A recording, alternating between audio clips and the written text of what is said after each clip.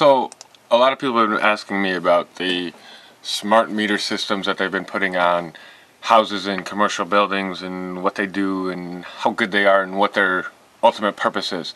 There's a lot of misconceptions out there as to what a smart meter is and what it's for. I'm not going to go into too much of what it's about, but the basic theory of a smart meter is that way when a few people turn on their air conditioners or devices at their house, the system can be notified a lot earlier than waiting until like a whole neighborhood comes home and turns on their appliances and brings up their electrical usage. Because as much as people think the power grid is some easy peasy thing that just goes in the background, it actually requires a lot of work to maintain. There's a set voltage and amperage that's on it at all times, no matter what the load's supposed to be. So if people turn off all their stuff right away, that can create a problem. If everyone turns stuff on right away, that can create a problem. So the smart meter is actually going to be able to go back in, and when people start turning stuff on in not stages, but let's just say stages, the system's going to be able to compensate for it a lot easier than waiting until huge triggers are thumped across the way, because basically they're not going to know that somebody's turned on an extra air conditioner on the block until 10 or 20 of them knows without the smart meter. With the smart meter, they can start planning for it. It helps us, obviously, as what I'm going to show you here, tells you what your usage is, breaks it down, and it was even revealing to me as much as we're energy efficient. So I'm actually going to go into this as much as I didn't explain the reasons for the smart meter. It's okay. This is the OGE website for the it's myogepower.com, and it actually tells you a lot more than you want to know about your electrical usage. This one on this main page, I don't really like this page, but anyway, this main page, it tells you what your bill is probably going to be based on what you're using now. So far, from August 31st to Monday the 5th at 4 in the morning, we've used $21 worth of electricity. So it figures it's going to be a 137, and it could go up or down. So we're going to go over to bill analysis. Before I go to there, it's going to tell you basically what your usage watt is every day. I'm not sure why Tuesday's empty for the last one. So we've actually been using this a little bit less, the electricity less and less. We actually went through a cold spell, I guess you'd call it, in Oklahoma. Like our current bill or last bill, this is the bill analysis, kind of pointless area to go over. It's not really one of the cool things that I like to play with. This is really where it gets cool. This you can actually, I don't like the cost dollars, I like the power watts, or you can go to use kilowatts, but I like to see it a little bit more detailed. You can go to your bill, you go from your day to your bill. This is our past billing cycle, May, June, July, and then you have your year, which tells you basically as the summer progressed we used a lot more, and then obviously we're at the drop-off point. So let's go back to day, and we can actually see, let's go to, where is, oh, we used no electricity there. That's cool. That's surprising. Oh, we want to be all the way over here. Sorry. So let's go to the 4th. Okay, so this is this morning. It updates every 4 hours behind whatever you use. So it's 4:42 in the morning right now. So it'll update here shortly for the 12 a.m. block. But from like 11 p.m. We only used 1,000 watts, which is actually quite a bit. I think I had a TV on. When nothing was on in the house, except for that TV, it was still on even here. Nothing running, no heater, air conditioner, major fans or anything. This is just typical house consumption, refrigerator, etc. Between 600 and 700 watts, which this is what was surprised to me quite a bit, is I was using this much power. We can drop about 150 watts off this because that was a TV that was left on. But so we're about 500 watts, 600 watts of power. Then I want to find out what's sucking it down, because the lighting in the house that stays on is, I think, a maximum of 100 watts throughout the entire house, outside and inside. You can see like this is 7 a.m. the air conditioner came on, so you can actually see the peaks. And our air conditioning system is set by us, so it's not always cycling to maintain the temperature in the house. It's whenever we feel cold or hot, we just go over to it and tell it to run for a little bit, and it runs for a little bit, and it cools us down or heats us up. And surprisingly enough, if you go back here, efficient house used $135, us $137, and the average $185. I think these efficient houses are the houses that are empty, like that have nobody in them, because I actually go, I'll show you here in a second on my neighborhood about that, because they get more in detail. But anyway, as you can see, it tells you what you used. It's pretty cool. Like, it really is kind of cool how detailed it is. Every day it'll tell you, what's cycled on, so you can actually see if you got something that's running too much. And then it goes, back to here, so you can see the spikes. And actually, this kind of looks funny. Your house should not look like this. It should be more mainstream, probably about here, as a solid blue, like where mine is down here. Yours will probably be up here, because like I say again, our house is actually really efficient, and we only use our heater and air conditioner when we actually feel cold or hot. So the house can actually get cool or warm to most people just for a little bit, and then we go turn it on, and it does its cycle. But we actually found doing it this new way keeps us really comfortable, as well as saves a crap load of money. So let's go back up here and let's go over to my neighborhood, because this will actually say as a, let's go back before that does that. You can see we got a little happy face. We're doing better than our average location. We spend $49 less than similar neighbors, and it actually goes by your zip code. So we're actually more efficient than most of our neighbors, and we're actually more efficient than our next door neighbors. And as you can see, they say an efficient house is 42 kilowatts. I would like to really see where this 42 kilowatts is, because we're already we're not cutting any corners or anything in being, and providing our stuff.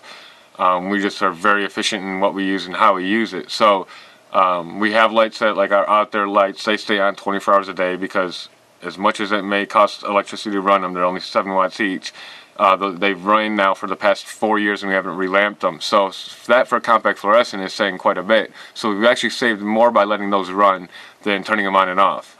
So that's just double efficiency in that. Also, our dryer's been turned into a more efficient dryer through some modifications and some changes that it wanted to make on its own before our mods.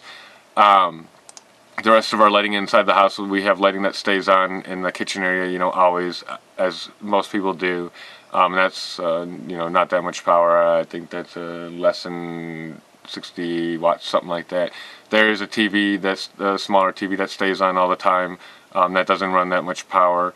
There's computers and whatnot, and security and whatnot that actually runs a little bit of power. So, I don't know where I was jumping off with that. But anyway, I'm not sure how the efficient houses are using 42 kilowatts. Oh yeah, that's what I was going back to. How they can use 42 kilowatts and we use 48 when we're already being as efficient as we realistically can. I could see, well, if you having this house, if you didn't have, any technology, like there's a few elderly people around the neighborhood that don't have lights on, like ever, that don't, I'm sure probably don't even have a TV on ever, that are gas, appliances, etc., etc., and all that. And going back to it, where do I want to show?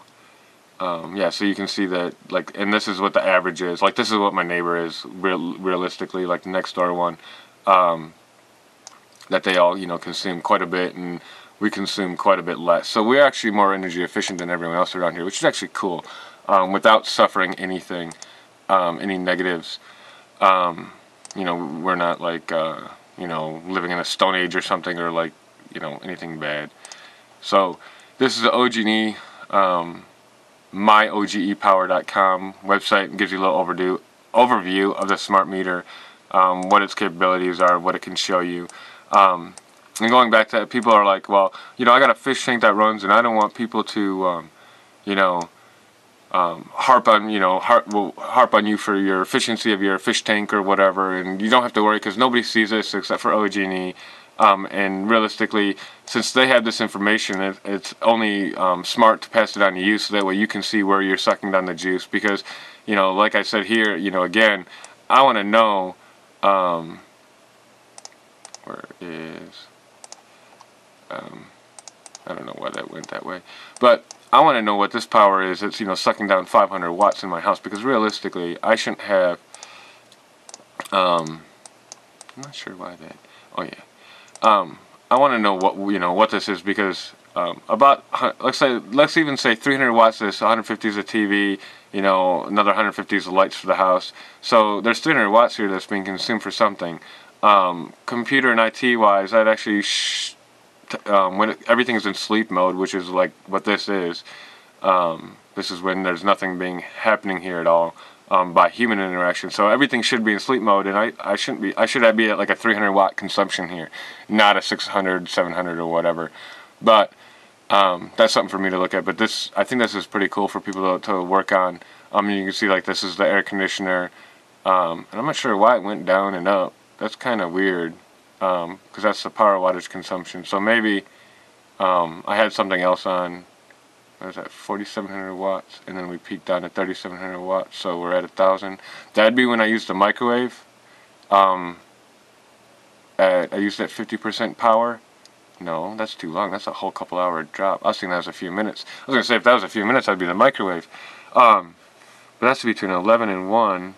I'm not sure. Maybe one of the computers was going through a rendering cycle or something. To give it that kind of change, because that's 4,000 watts is air conditioning power. But as you can see, it's pretty impressive the way it can tell you exactly what you're sucking down. And as much as people say, well, it can tell what kind of device you're using. Well, no. It can't really tell what kind of device you're using, you know, per se. It can't say, oh, this is a hairdryer, this is a computer, this is a light, this is a pump, this is whatever. It will, you know, tell you the total wattage consumption. So obviously, if you have 4,000 watts going at once, you know, from 9 p.m. to 2 a.m., that's 1, 2, 3, 4, 4.5 hours. That's obviously the air conditioner cycling through its time, and that's actually how the electric, you know, generally goes at our house. When we get warm, we turn it on, because generally, let me give you an example. Like, this is after, we must have turned it right back on again. It must not have gotten cold enough. We'll cool it down to past the cold level, I guess, and let the temperature rise again, and then we cycle it back on. It gets, you know, cold again in the house, and then turns off, and then it cycles back on, etc., etc. But that gives you, you know, an idea. But that way of controlling our house temperature has been really efficient for us, and as you can see, what they call efficient, which is like the cheapest bill that they've sent out in this neighborhood, and this zip code basically, this is us. So this is some, you know, basically, don't take offense if you're in this neighborhood, some rinky-dink little house that they're not using anything, and this is us. And this is the majority of them. So we're actually saving 50 bucks a month for the past 4 months. Let's say that's $200 versus our neighbors. So being energy efficient can save you quite a bit. So in a nutshell, 4 months time, we saved over the past 100-day. Let's go back and let's actually show cost, so that way we can say, you know, this is okay. Yeah, this is the summer. This is September. This is August. Excuse me. You can see that we went through our heat cycle, and as much as we sucked down the juice, we've always been more efficient than our neighbors. And so if you figure as an average, saving 50 bucks, 49, 50 bucks than our neighbors, because even when we're at 173, we were still saving versus our neighbors that were running quite a bit higher. So and honestly here we were probably saving more than them. So at a minimum, over the past 4 months, we saved $200 versus our neighbors. That's pretty impressive. And this my OG&E power thing will actually help you.